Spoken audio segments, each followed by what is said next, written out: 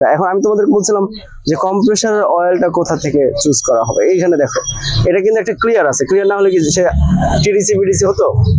কেন হয়? এখানে একটা ক্লিয়ারেন্স আছে, কিন্তু কতটুকু ক্লিয়ারেন্স আছে?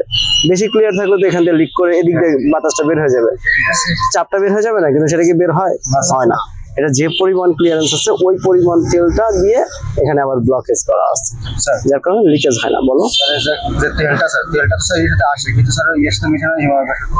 তেলটা তো হিমায়কের সাথে মিশলে সমস্যা নাই তো, সিস্টেমে তো তেল আসবে আবার রিটার্ন। এসিতে কিন্তু তোমার তেল ইভাপোরেটর উঠবে। আর রেফ্রিজারেশন সিস্টেমে তোমার আমরা যখন আরো অ্যাডভান্স লেভেলে যখন ক্লাস নেব তখন তোমরা বুঝতে পারবা, যেমন অয়েল সেপারেটর আছে। হ্যাঁ, অয়েল সেপারেটরের কাজ হলো কম্প্রেসার থেকে যে তেলটা আসলো সেটা সেপারেট করে সিস্টেমে হিমায়ন পাঠিয়ে দিবে, আর তেলটাকে আবার পুনরায় কম্প্রেসারে নিয়ে আসবে। এটা তো তোমরা পড়ছো, ঠিক না? We are from